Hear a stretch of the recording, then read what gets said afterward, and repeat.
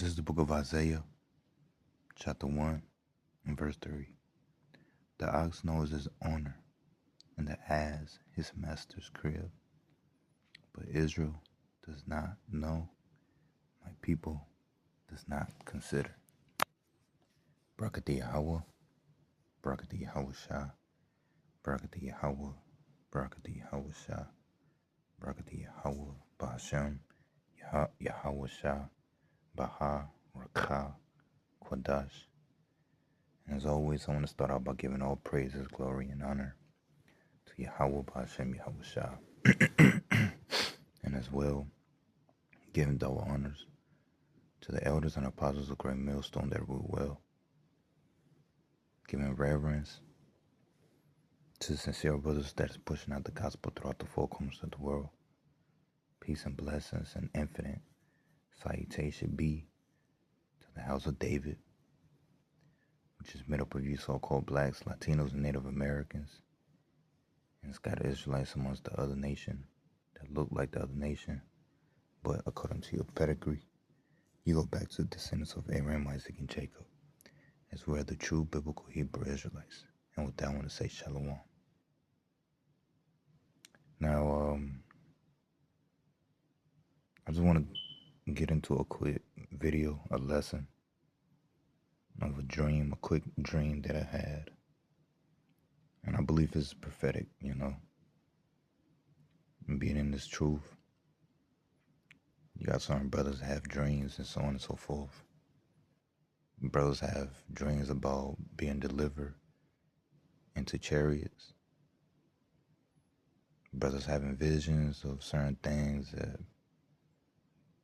is similar and relatable to different prophets and characters in the Bible.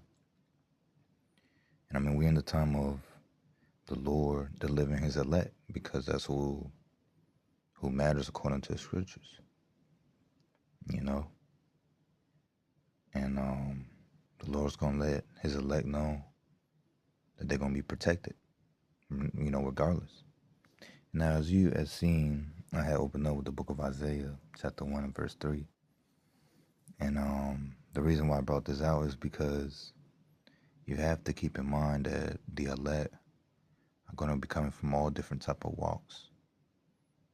You see, but we're going in one direction, which is salvation, to meet the Lord, our Savior, Yahweh Shah. And you're going to have some of the elect that's still going to be out here in the wrong. Okay?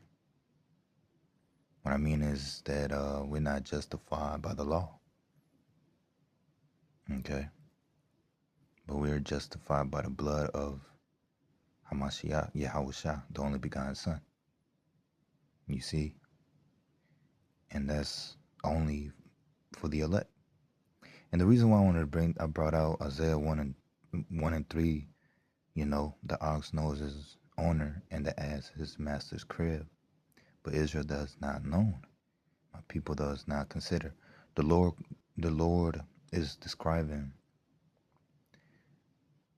the children of Israel being more stupid than the ox and the ass, which the ox and the ass, they're very delicate, they're stupid in a way, but they still know their owner and they still know their place, and they know their master's crib. So both of these animals still know their place. But Israel does not consider, the children of Israel. And the reason why I brought this out was because I had a dream where I was in a ditch, and I was with other people as well too. And when I was in this ditch, it was dark, gloomy, and then across it was like an unfinished building, like different stones and so on and so forth. And while we was in this ditch, we was hasty, and we was hasty in the way. But as soon as we started to leave, it was a donkey. A talking donkey came out of nowhere, and it was a child with us as well too. And he started to ride the donkey, and then the donkey was just like doing some tricks in a way, speaking donkey. It was speaking, but in a way it was very the donkey was very playful, and the child he got on the donkey and he started to ride the donkey, and we started to chase the donkey. And as the child was, because like I said, it was me and other people in the dream. The child was still riding the donkey, and we was just chasing the donkey, and the donkey was just playful and just smiling and laughing. And I started getting close to the donkey. I started chasing them myself. And as soon as I got close to the donkey, I just felt a type of relief and sadness at the same time, because I'm an individual that I love animals. I'm an individual that there's a beauty with every creature. And I know you know, lately I just been starting to feel pain and feeling sorry for animals, because of this wicked society. And I just felt that relief and sadness as soon as I caught, as soon as I got close to the donkey and I started to rub the donkey, and the donkey was looking at me like asking me what's wrong. And as soon as that, I just felt that relief and sadness at the same time. And I woke up I woke up from the dream. And as soon as I woke up, because the spirit of the Most High is quick and powerful, sharper than any two-edged sword. And as soon I woke up, and I believe it's a prophetic dream, and and it made me think about this chapter right here, the book of Job, chapter 5. And I'm just going to, just read it. And I'm going to start verse 17, though. It says, "Behold, happy is the man whom God corrects. Therefore despise not thou the chastening of the Almighty." You see, because coming into this truth, or really coming in closer to the end, the Lord is going to correct you, man. The Lord is going to have you go through certain things. And it's because he's trying to get you ready for that time. Because only the strongest will survive. And it says, "For he maketh sore and bindeth up. He woundeth and his hands make whole." You see, because ultimately this is the movie of the Lord. He the one that brought us down. He the one that brought us low as a nation. But the Lord is making us whole.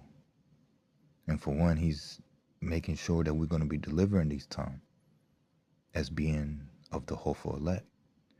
Verse 19, it says, "He shall deliver thee in 6 troubles. Yea, in 7 there shall no evil touch thee." And being of the hopeful elect, you got to have faith. Because we're coming to a time where the Lord is going to have his elect go through certain things, go through the troubles that we're coming into, Jacob's trouble. But in completion, the Lord is not going to allow for you, it's not going to allow no evil to touch thee. Verse 20, in famine he shall redeem thee from death. And we're coming into that time where famine is gonna hit the land of America, which is Babylon the Great. But it's not gonna affect you. It says in famine he shall deliver thee from death, in war from the power of the sword. And Esau, Edom is the wicked, and the wicked is the sword of the Lord. Because ultimately the Lord was the one that punished us for our iniquity. All right. But it says, thou shalt be hid from the scourge of the tongue, neither shalt thou be afraid of destruction when it cometh. You see? And all the troubles, man, that we're going to go through, all right, the Lord's not going to touch thee. That's being of the hopeful elect. And ultimately the missiles are not going to touch thee. And this is the point that I wanted to bring out, you know, that's relating to the dream. Verse 22, it says, at destruction and famine thou shalt laugh. You see, because you're gonna feel a relief. You know, it's gonna be moments where you're gonna feel hopeless, but the Lord is gonna do certain things, certain miracles, where you're gonna feel a relief. Because believe it or not, we're coming to miracles. We're coming to a time of miracles, man.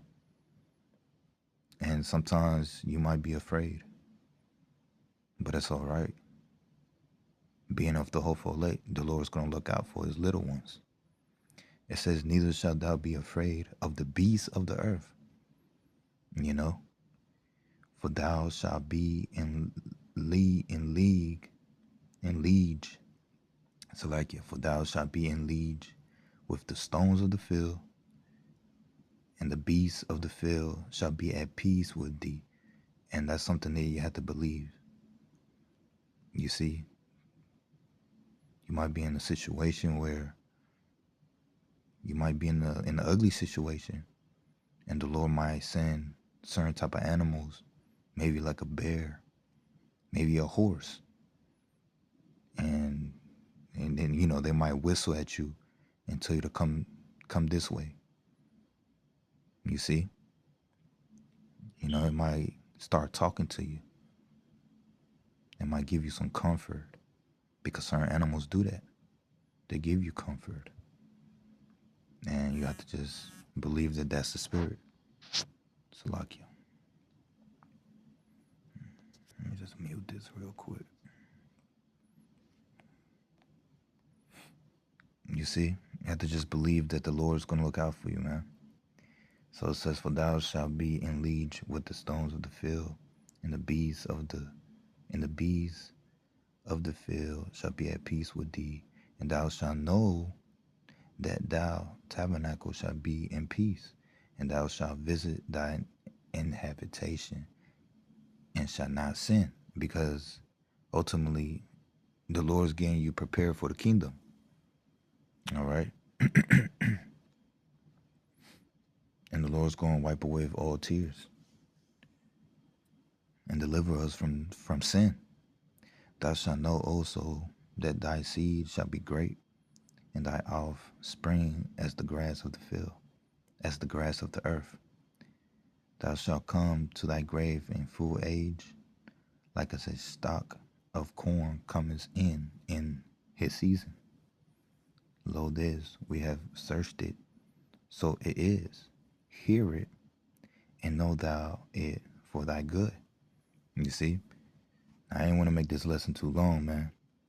But you know, just waking up middle of the night, I just figured like just to share it, man.